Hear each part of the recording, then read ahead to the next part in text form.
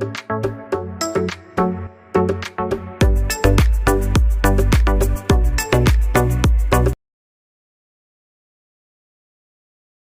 Morning, ഏവർക്കും study Nifty മലയാളത്തിൻ്റെ daily market ന്യൂസിലേക്ക് സ്വാഗതം.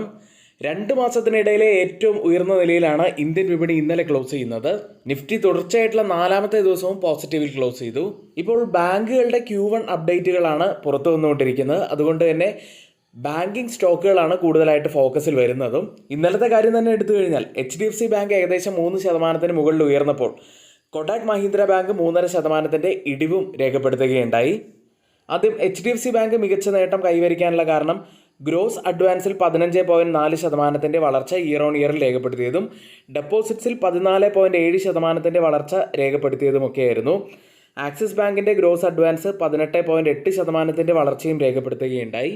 ഇനി ബാങ്കുകളുടെ Q1 അപ്ഡേറ്റുകളൊക്കെ പുറത്തു വന്നു കഴിഞ്ഞാൽ നമ്മൾ ശ്രദ്ധിക്കേണ്ട മറ്റൊരു കാര്യമുള്ളത് ഗ്ലോബൽ റേറ്റിംഗ് ഏജൻസീസിൻ്റെയൊക്കെ അഭിപ്രായങ്ങൾ എന്തൊക്കെയാണ് എന്നത് വളരെ ഇമ്പോർട്ടൻ്റ് ആണ്. ഇന്നലെ അതുപോലെ ഗ്ലോബൽ റേറ്റിംഗ് ഏജൻസി ആയിട്ടുള്ള ജെഫ്രീസിൻ്റെ വിലയിരുത്തൽ പ്രകാരം HDFC bank, IndusInd bank, Bandhan bank എന്നിവയുടെയൊക്കെ വായ്പ വളർച്ച പ്രതീക്ഷിച്ചതിനേക്കാൾ മികച്ചതായിരുന്നു. എന്നാൽ കൊടാക് മഹീന്ദ്ര ബാങ്കിൻ്റെ വായ്പ വളർച്ചയിൽ നേരിയ ഒരു മന്ദഗതി പ്രകടമായി എന്നും അവർ പറയുകയുണ്ടായി. ഇന്നലെ HDFC ബാങ്കിനൊപ്പം ഇൻഡസ്ഇൻഡ് ബാങ്ക് 3% മുകളിലും ബന്ധൻ ബാങ്ക് 4% മുകളിൽ ഉയരുകയുണ്ടായി. ഇനി ഒരു വശത്ത് നമ്മുടെ വിപണി നല്ല മികച്ച നേട്ടം കൈവരിക്കുമ്പോൾ റുപ്പി കനത്ത സമ്മർദ്ദം നേരിടുകയാണ്. 3 ആഴ്ചയിലെ ഏറ്റവും താഴ്ന്ന നിലയിലായിട്ടാണ് രൂപയുള്ളത്. ഡോളറിനെതിരെ രൂപയുടെ മൂല്യം 18 പൈസ ഇടിഞ്ഞ് 95.40 എന്ന നിലയിലെത്തി. മറ്റൊരു ഗ്ലോബൽ മാർക്കറ്റിൽ നിന്നൊരു വാർത്ത വരുന്നത് സൗദി അറേബ്യ ഓഗസ്റ്റിലേക്കുള്ള അറബ് ലൈറ്റ് ക്രൂഡ് വില ബാരലിന് $11 വരെ കുറച്ചു. കഴിഞ്ഞ 26 വർഷത്തിനിടയിലെ ഏറ്റവും വലിയ ഒരു വിലക്കുറവാണിത്. ഇത് ഇന്ത്യയെ പോലുള്ള ഓയിൽ ഇമ്പോർട്ടിംഗ് രാജ്യങ്ങൾക്ക് വളരെ ഗുണകരമായിട്ടുള്ള ഒരു വാർത്ത തന്നെയാണ്. ഇനി മഹാരാഷ്ട്രയിലേക്ക് വന്നു കഴിഞ്ഞാൽ ശക്തമായിട്ടുള്ള മഴയാണ് അവിടെയുള്ളത് കഴിഞ്ഞ ഏതാനും ദിവസങ്ങളിലായിട്ട്. ഇപ്പോഴിതാ ചീഫ് മിനിസ്റ്റർ ദേവേന്ദ്ര ഫട്നാവിസ് പറയുന്നത് മേഘവിസ്ഫോടനത്തിന് സമാനമായിട്ടുള്ള ശക്തമായ മഴയ്ക്ക് സാധ്യതയുണ്ട് എന്ന് മുന്നറിയിപ്പ് നൽകുന്നു. ഇന്നും നാളെയും കൂടി മഴ തുടരും എന്ന് തന്നെയാണ് പറയുന്നത്. അതൊരു ഫ്ലഡിലേക്കൊക്കെ പോകുമോ എന്നുള്ള സാധ്യതകളും അവിടെ നിലനിൽക്കുന്നുണ്ട്. ഏകദേശം ഒരു 2 ആഴ്ച മുൻപ് വരെ 40% മഴ കുറയാനുള്ള സാധ്യതകളെക്കുറിച്ചാണ് ഇന്ത്യൻ മെട്രോളജിക്കൽ ഡിപ്പാർട്ട്മെൻറ്റ് പറഞ്ഞതെങ്കിൽ ഇപ്പോൾ ഒരു ഫ്ലഡിലേക്ക് പോകാനുള്ള സാധ്യതകളെക്കുറിച്ചാണ് അവർ കാണുന്നത്. ഏതായാലും IMDയിൽ നിന്നുള്ള ഇന്ന് പുറത്തു വരുന്ന റിപ്പോർട്ടുകൾ വളരെ പ്രധാനപ്പെട്ടതായിട്ട് തന്നെ കാണണം. കാരണം കൃഷിയൊക്കെയായി ബന്ധപ്പെട്ടിട്ടുള്ള വലിയ രീതിയിലുള്ള ഏതെങ്കിലും വാർത്തകൾ IMDയിൽ നിന്നും പുറത്തു വരുന്നത് നമ്മൾ പ്രത്യേകം ശ്രദ്ധിക്കേണ്ടതായിട്ടുണ്ട്. ഇനി നമ്മൾ പ്രധാനമായിട്ട് നോക്കുന്നത് വിപണിയിൽ ഇപ്പോൾ നല്ല ബുള്ളിഷ് സെൻറ്റിമെൻ്റ് ആണ് നിലനിൽക്കുന്നത്. ഇത് തുടരുമോ അല്ലെങ്കിൽ ഇത് എപ്പോഴാണ് നിൽക്കുക എന്നതിനെക്കുറിച്ചാണ് സംസാരിക്കുന്നത്. ഈ വീഡിയോ ആരെങ്കിലും ലൈക്ക് ചെയ്യാൻ മറന്നുപോയിട്ടുണ്ടെങ്കിൽ ദയവുചെയ്ത് ആ ലൈക്ക് ബട്ടൺ ഒന്ന് ക്ലിക്ക് ചെയ്യുക. നിഫ്റ്റിയിൽ 1 ഹവർ ചാർട്ടൊക്കെ എടുത്തു കഴിയുമ്പോൾ നമുക്ക് ക്ലിയർ ആയിട്ട് മനസ്സിലാവുന്നത് ഒരു ഹയർ ലോ ഫോർമേഷനാണ് നിഫ്റ്റിയിൽ ഫോം ആയിക്കൊണ്ടിരിക്കുന്നത്. കൂടാതെ ഒരു ബുള്ളിഷ് കാൻഡിൽ സ്റ്റിക്ക് പാറ്റേൺസും രൂപപ്പെടുന്നത് വളരെ പോസിറ്റീവായിട്ടുള്ള കാര്യം തന്നെയാണ്. നിഫ്റ്റി ഇപ്പോൾ കൂടാതെ പ്രധാനപ്പെട്ട എല്ലാ കീ മൂവിംഗ് ആവറേജുകൾക്ക് മുകളിലായിട്ടാണ് ട്രേഡ് ചെയ്യുന്നത്. 20-day EMA, 50-day EMA തുടങ്ങിയ പ്രധാനപ്പെട്ട മൂവിംഗ് ആവറേജുകൾക്ക് മുകളിലായിട്ടാണ് ട്രേഡ് ചെയ്യുന്നത്. ഇപ്പോൾ കാണുന്നത് പോലെ തന്നെ മുൻപ് പലതവണയും പ്രധാനപ്പെട്ട സപ്പോർട്ട് റെസിസ്റ്റൻസ് സോണായിട്ടുള്ള ഒരു സോണിലേക്കാണ് നിഫ്റ്റി ഇപ്പോൾ എത്തി നിൽക്കുന്നത്. ഈ സോൺ എന്ന് പറയുന്നത് 24,417 മുതൽ 24,573 വരെയുള്ള ഈ ഒരു സോൺ വളരെ ക്രൂഷ്യലാണ്. ഈ ഒരു സോൺ കൃത്യമായി തന്നെ ബ്രേക്ക് ചെയ്ത് അപ്സൈഡിൽ ഒരു ക്ലോസിംഗ് വെച്ച് കഴിഞ്ഞാൽ നല്ലൊരു പോസിറ്റീവ് സെൻറ്റിമെൻറ്റ്സ് ഉണ്ട് എന്ന് തന്നെ നമുക്ക് വിലയിരുത്താം. ഏതായാലും ഇപ്പോഴത്തെ ക്യാൻഡിലൊക്കെ വെച്ച് നോക്കുമ്പോൾ നല്ല പോസിറ്റിവിറ്റി കാണിക്കുന്ന ക്യാൻഡിലുകൾ തന്നെയാണ്. ഈ ഒരു പവർ ഈ ഒരു സോൺ ബ്രേക്ക് ചെയ്യുന്നതിലും കാണിക്കും എന്ന് തന്നെ നമുക്ക് പ്രതീക്ഷിക്കാം. ഇനി ഇന്നത്തെ ഗ്ലോബലിയും കൂടാതെ ഇന്ത്യയിലും നടക്കാൻ പോകുന്ന പ്രധാനപ്പെട്ട ഇവൻസിനെ കുറിച്ചാണ് പറയുന്നത്. ബാങ്ക് ഓഫ് ഇംഗ്ലണ്ടിൻ്റെ സാമ്പത്തിക സ്ഥിരതാ റിപ്പോർട്ട്, ഫിനാൻഷ്യൽ സ്റ്റെബിലിറ്റി റിപ്പോർട്ട് പുറത്തു വരുന്നുണ്ട്, പ്രധാനപ്പെട്ടതാണ്. കൂടാതെ OBR സാമ്പത്തിക അപകട സാധ്യത റിപ്പോർട്ടും പുറത്തു വരുന്നുണ്ട്. അമേരിക്കൻ വ്യാപാര സന്തുലിതാവസ്ഥ US ട്രേഡ് ബാലൻസ് ഡാറ്റ ഇന്നാണ് പുറത്തു വരുന്നത്. ഇനി മറ്റൊരു പ്രധാനപ്പെട്ട കാര്യമായിട്ട് വരുന്നത് നാസ്ഡാക്ക് 100 സൂചികയിൽ SpaceX ഇന്ന് ജോയിൻ ചെയ്യും. കൂടാതെ യൂറോപ്യൻ സെൻട്രൽ ബാങ്കിൽ നിന്നും ചീഫ് എക്കണോമിസ്റ്റ് ആയിട്ടുള്ള ഫിലിപ്പ് ലൈനിൻ്റെ ഒരു സ്പീച്ച് കൂടി ഇന്ന് പുറത്തു വരുന്നുണ്ട്. നാറ്റോ നേതാക്കളുടെ ഉച്ചകോടി ഇന്നാണ്. പ്രധാനമന്ത്രി നരേന്ദ്രമോദിയുടെ ഇന്തോനേഷ്യൻ സന്ദർശനവും ഇന്നാണ്. അതും ഇന്ന് ഫോക്കസിലുള്ള ഒരു കാര്യമാണ്. 8ാമത്തെ കേന്ദ്ര ശമ്പള കമ്മീഷൻ ഇന്ന് യോഗം ചേരുന്നുണ്ട്. കൂടാതെ ഇപ്പോൾ വന്നുകൊണ്ടിരിക്കുന്ന കേന്ദ്ര കാലാവസ്ഥാ വകുപ്പിൻ്റെ കാലാവസ്ഥാ മുന്നറിയിപ്പുകൾ വളരെ ഇമ്പോർട്ടൻ്റ് ആയിട്ട് തന്നെ എടുക്കണം. മഹാരാഷ്ട്രയിൽ മുംബൈ പോലുള്ള സ്ഥലങ്ങളിലൊക്കെ വലിയ അതിതീവ്രമായിട്ടുള്ള മഴയാണ് ഇപ്പോഴുള്ളത്. അതുകൊണ്ട് തന്നെ കാലാവസ്ഥാ വകുപ്പിൽ നിന്നുമുള്ള പ്രത്യേകമായിട്ടുള്ള മുന്നറിയിപ്പുകളും കൂടാതെ അറിയിപ്പുകളുമൊക്കെ ഇമ്പോർട്ടൻ്റ് തന്നെയാണ്. ഇന്നത്തെ പ്രധാനപ്പെട്ട കുറച്ച് കാര്യങ്ങളാണ് നമ്മളിവിടെ നോക്കിയത്. ഇനി ഇന്നത്തെ ഏറ്റവും ടോപ്പായിട്ടുള്ള കുറച്ച് സ്റ്റോക്ക് ന്യൂസുകൾ നോക്കാം.